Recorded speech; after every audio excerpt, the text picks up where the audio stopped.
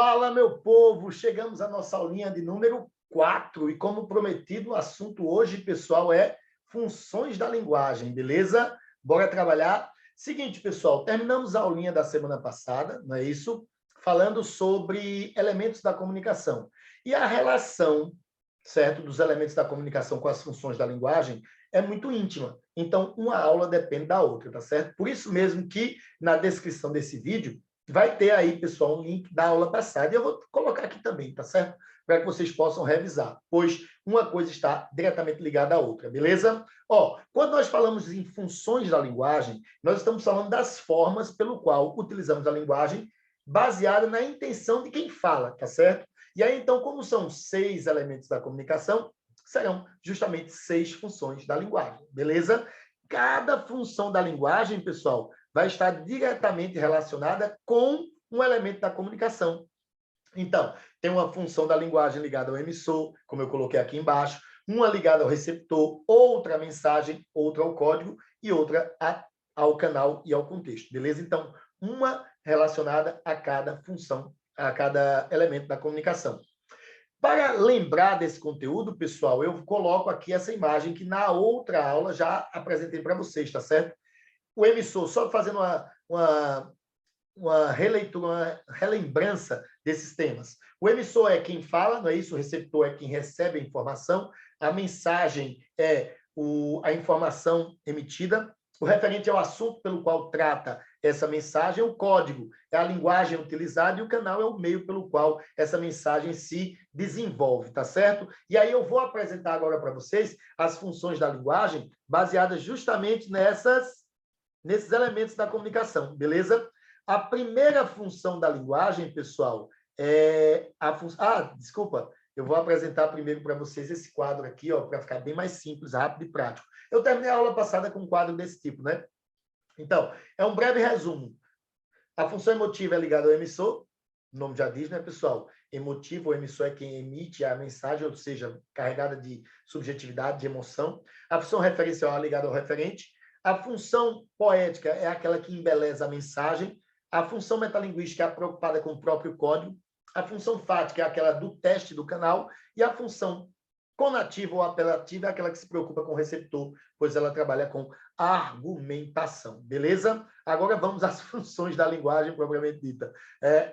O professor não lembrava do slide que ia colocar, beleza? Ó, falar em slide, pessoal, esse materialzinho aqui, ó, eu postei no meu perfil do Passeio Direto, tá certo? Passeio Direto é uma rede educacional, uma rede social exclusivamente educacional, e você acha todo esse material lá, tá certo? Então, aqui na descrição do vídeo vai ter um link também direto para o meu perfil do Passeio Direto, onde você pode baixar esse material e outros também, tá certo? Lá tem exercício, tem simulado, tem videoaula, tem tudo, beleza? E você que está se preparando para o vestibular, não faz sentido você não ter um perfil no Passeio Direto, porque é uma rede social de compartilhamento de conteúdo educacional. Então, você tem que ter, beleza? Ó, o que é a função referencial, ou também chamada de função denotativa? Se é chamada de função denotativa, você já lembra de linguagem denotativa. E o que é a linguagem denotativa? É aquela onde as palavras são usadas no seu sentido real, o sentido de dicionário. As palavras, elas foram inventadas para significar coisas. E o primeiro significado é o significado denotativo, que é aquele que todo mundo entende, que não tem dificuldade, beleza? Essa função é muito preocupada com o referente, ou seja, com a informação. Então, quanto mais clara, quanto mais objetiva for essa informação, mais referencial ela é. Ela também pode ser chamada de função informativa. Ela não é preocupada com o referente. O que é o referente?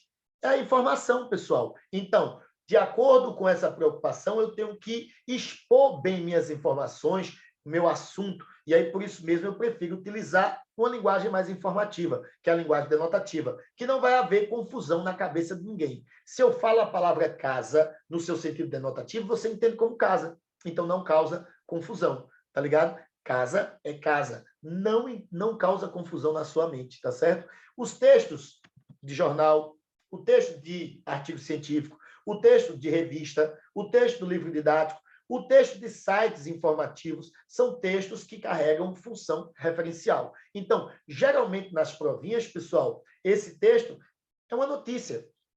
certo? Sobre algum aspecto ligado ao nosso dia a dia. E aí, como exemplo, ó, eu coloquei para vocês aqui essa notícia não tão legal, né, pessoal? A Petrobras informou nesta quinta-feira que vai voltar a aumentar o preço médio do litro do diesel e da gasolina nas refinarias a partir desta sexta-feira, dia 16. Os preços médios nas refinarias serão de 2,64 por litro para a gasolina, uma alta de 1,9%. Ou seja, você verifica que quem produziu esse texto, quem produziu foi um emissor, mas ele produziu preocupado com a informação. Ele quis ser claro, objetivo, porque ele queria levar uma informação. Então, a preocupação é com o referente. Por isso que chamamos de função referencial, função informativa ou simplesmente denotativa. Beleza? Essa é a que visa informar. De boa?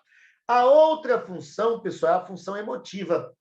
Se ela é emotiva, ela predomina o eu, a emoção. Por isso que ela também pode ser classificada como expressiva. Ela é aquela que parte do emissor, ou seja, subjetiva, cheia de emoção. Então, é aquela que tem a primeira pessoa. É a que se utiliza, pessoal, de uma linguagem opinativa. Então, é bem fácil de identificar, tá bom? Pode ser chamada de função expressiva. Nessa função, o objetivo é transmitir emoções, por isso que ela é carregada de subjetividade e carrega a opinião do autor. E a opinião, pessoal, pode ser representada por meio de quê? Figuras de linguagem, por meio de adjetivação. Se você adjetiva algo, você deixa esse texto mais emotivo, ou simplesmente a primeira pessoa, que é a forma mais simples de você identificar a função emotiva, tá bom? Por exemplo, porque o adjetivo representa uma opinião. Porque se eu digo assim para vocês, olha aquela casa, eu não tive nenhuma opinião aí, né? Mas se eu digo, olha aquela casa bonita. Ao dizer que a casa é bonita, eu adjetivei a casa. Eu opinei com relação àquela casa. E aí eu deixo a linguagem mais expressiva, beleza? Então, o texto fica mais expressivo quando ele se utiliza de figuras de linguagem, de subjetividade, que pode ser representado pela adjetivação ou pela primeira pessoa. E aí, em quais tipos de textos eu vou encontrar essa função emotiva? Muito fácil em textos poéticos, geralmente em vestibulares cai assim, diários que não existe mais, né, pessoal? Mas as pessoas gostavam de comentar, então o blog, por exemplo, o blog serve para substituir os diários, e eles têm uma linguagem carregada de emoção. Cartas que envolvem sentimento, por exemplo, uma carta que eu envio para minha filha, eu uso a primeira pessoa, eu falo de uma maneira mais emotiva, eu posso encontrar também nas músicas, né, pessoal? As músicas, elas também são carregadas de emoção. Então, são exemplos de função emotiva ou expressiva, viu, pessoal? Qual é o exemplo que eu trouxe aqui para vocês, pessoal? Um poema famoso da literatura brasileira, do Gonçalves Dias. Minha terra tem palmeiras, é a minha terra que tem palmeiras. Olha a emoção envolvida onde canta o sabiá. As aves que aqui gorjeiam, não gorjeiam como lá. Quando Gonçalves Dias escreveu esse poema, ele estava em Portugal, estudando, com saudades do Brasil. Então, para ele, as aves do Brasil eram melhores do que a de Portugal. Isso é opinião, pessoal. Isso é expressividade. Isso é emoção. Professor, mas essa função não tem um pouco de poética, não? Justamente por isso eu coloquei esse exemplo, pessoal. Nem sempre um texto, nem sempre uma mensagem vai carregar apenas uma função.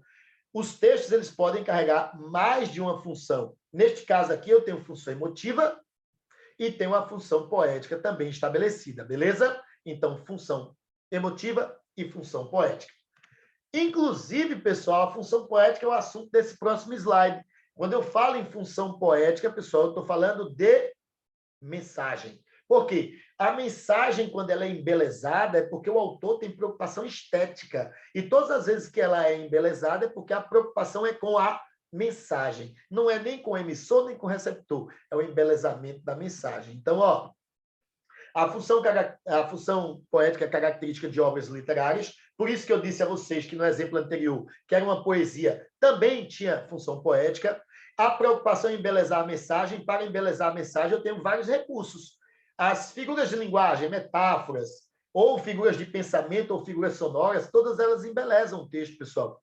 Se eu utilizo recursos estéticos como aliterações, assonâncias, ecos, rima, métrica, conotação, eu vou deixando cada vez mais bela a mensagem. E isso corresponde à função poética, beleza?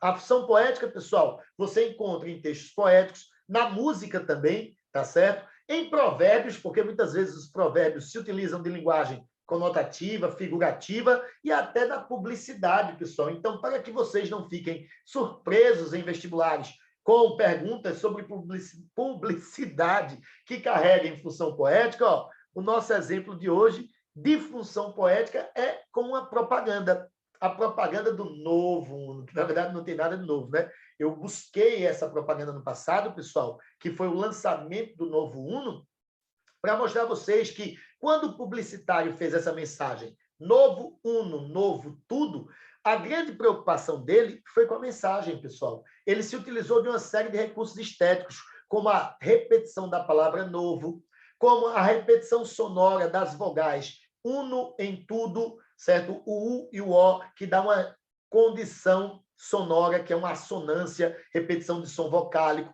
Quem geralmente usa isso, pessoal, é poeta. E aqui foi utilizado dentro da publicidade, tornando a obra mais poética, tá certo? Então, é publicidade? É, mas é poética. Isso aqui parece muito aqueles poemas concretistas, pessoal.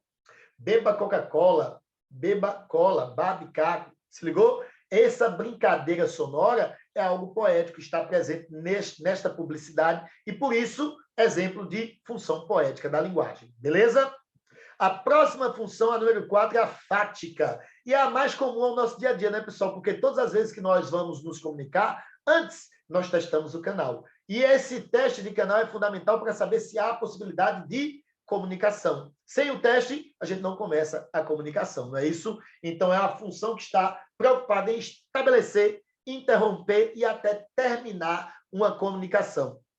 É uma relação entre o emissor e o receptor. Por isso que muitas vezes, quando eu estou conversando aqui com você, eu faço, entendeu? E aí, tá ligado? Essas são formas de testar o canal, para ver se vocês estão atentos àquilo que eu estou falando, entenderam? Então, isso aqui é simplesmente o teste de canal. E aí pode ser por meio de um cumprimento, de uma saudação, ou até uma simbologia, pessoal, visual, tá certo? Se eu faço assim, ó, quer dizer que eu não quero escutar, tá ligado? Isso é um teste de canal. Se você diz, ó, tá podendo falar, e eu faço assim, ó, é uma simbologia de que é possível começar a comunicar, beleza? E aí, então, pessoal, eu trouxe aqui inúmeras expressões que representam esse teste de canal, tá ligado? Tipo assim, alô, você me ouve? No telefone, tá ligado? Compreende o que eu falei? É um teste de canal. Tchau, tchau, é um teste de canal. Por quê? Porque eu digo que a informação terminou e eu preciso acabar de falar. E aí, moleque? É também uma saudação. Fala, meu velho. Viu? Ó? Não é uma palavra, pessoal, é uma expressão, mas que representa o teste de canal. Você falou alguma coisa, eu não entendi, eu digo, como assim? E aí, então, eu testo canal para a nossa comunicação, beleza? Ó, a próxima função é a função conativa, não confunde com conotativa, viu? Linguagem conotativa é a linguagem figurada, é quando o autor se utiliza de muitas figuras de linguagem. Conativa é o mesmo que apelativa, que é aquela que está preocupada com o receptor. É aquela função onde o emissor tem o interesse de convencer o receptor. Por isso que ela é muito comum na publicidade, nos sermões, nas propagandas políticas, tá certo? Então, ela é chamada também de apelativa porque, óbvio, ela apela, né? Tentando persuadir por meio de muita argumentação. Ou seja, o objetivo é convencer, beleza? O foco é no receptor, ou seja, quem está escutando a mensagem. E aí, para poder ser mais fácil essa conversão de quem escuta, eu posso utilizar verbos no imperativo e também usar muitos vocativos, tá certo? Esse tipo de função é encontrado na publicidade. O exemplo clássico que todo professor utiliza das antigas é compre batom, seu filho merece batom, não é isso? Discursos políticos, vote em mim, ou seja, pedindo para votar, né? Os sermões do padre Antônio Vieira, eu sou da literatura, né, pessoal? Então, tenho que utilizar os sermões do padre Antônio Vieira como exemplo. E olha, para aqueles que pensam que a linguagem apelativa, conativa, ela é exclusivamente verbal. Não, ela pode ser não verbal, pessoal. As placas de trânsito, no caso, a placa que eu vou utilizar aqui, ela é verbal, tá certo? Mas tem aquela vira à direita, vira à esquerda, ela está tentando te persuadir a virar à direita, a virar à esquerda, ou seja, há ali, pessoal, uma ordem, certo? E todas as vezes que nós temos uma ordem, nós temos ali o imperativo funcionando, né? E aí eu utilizo como exemplo aqui para vocês, ó, essa plaquinha de trânsito que é muito óbvia. Se ele diz pare, é uma ordem para você parar, não é isso? E nós temos aí, portanto, a função conativa ou apelativa, beleza? Para fechar a última função, como vocês puderam ver, cada função foi ligada a um elemento da comunicação e a função metalinguística é aquela que está diretamente ligada ao código, pessoal. É quando o código é utilizado para definir o próprio código. Ah, professor, lembrei das poesias parnasianas, em que os poetas descrevem o próprio ato poético. Isso é metalinguagem? É sim. Lembrei de um filme que eu fui ver no cinema que falava sobre cinema. Se no filme do cinema fala sobre cinema, isso é exemplo de metalinguagem também, pessoal, que é aquela que se refere a ela mesma, tá certo? O emissor utiliza o código para explicar o próprio código. Tem um filme muito legal, tá aqui até a sugestão, chamado Cinema Paradiso. Vejam esse filme que é excelente. E é um filme que você pode ver no cinema falando sobre cinema. Se ligou? O código definindo o próprio código. Onde é que você encontra isso aqui? Basicamente na gramática, onde você vê a língua portuguesa sendo explicada a partir da própria língua portuguesa. O dicionário em que você tem a palavra definindo a própria palavra. O poema que traduz o próprio poema, no caso da arte pela arte dos parnasianos. Eu citei filme e tem até música, pessoal. Tem música em que o autor fala da própria música no texto, tá certo? Ou então da palavra, falando da própria palavra dentro da música. Inclusive, o exemplo que eu estou utilizando aqui para vocês, pessoal, é de uma música de um grande compositor daqui de Alagoas, chamado Vado, inclusive parceiro meu em algumas composições, e essa música, o nome dela é Gaiola do Som. Olha o que ele escreveu. Escrever é amarrar a palavra no passado, e a palavra escrita é a gaiola do som. Ler é libertar a palavra que estava enclausurada no papel. Ou seja, ele utilizou da sua música para falar que escrever é amarrar a palavra no passado. Só que ele escreveu escrevendo. Isso é a definição do código pelo próprio código. E depois ele disse que a palavra escrita, sendo escrita mesmo, ele escreveu a palavra e a palavra escrita era a gaiola do som. Ou seja, ele definiu o código a partir do próprio código. E depois ele define a leitura, né? Ele diz que ler é libertar a palavra presa no papel. Ou seja, que é o conceito de leitura. Só que quando ele fala isso, ler, eu falo lendo, ler é libertar a palavra, então eu estou usando a palavra sendo libertada a partir do próprio código. Então, isso aqui é um exemplo de metalinguagem que você pode encontrar na poesia, no cinema e até no próprio dicionário, beleza? Como eu disse a vocês, este slide aqui, você vai encontrar no meu perfil do Passeio Direto, que está aqui na descrição. Tem um link direto para você não ter muito problema, certo? Você clica no link, já vai direcionado e você baixa esse slide para estudar em casa. Espero que vocês tenham gostado, tá certo, pessoal? Dessa aulinha. Na próxima semana eu vou falar sobre os elementos da poesia 2, porque eu fiz um elementos da poesia 1, só que ficou faltando alguns temas. E aí, então, eu vou falar de elementos da poesia parte 2, que eu complemento com mais conhecimento sobre recursos estéticos, beleza? Valeu, pessoal. Toda semana, quinta-feira, às 19 horas, tem aulinha nova no canal. E você pode entrar no meu Instagram, certo? Mandar mensagem sugerindo os temas dessas aulinhas. O que você tiver dúvida, eu vou trazer aqui. Inclusive, essa aula de funções da linguagem foi sugestão lá do Instagram, beleza? Toda terça, toda quarta, alterno aí, eu coloco um boxezinho perguntando qual seria o tema que você queria ver nessa aula. E colocaram funções da linguagem. Então, é nóis, terminamos aí, missão cumprida. Até mais, pessoal. Até mais, viu?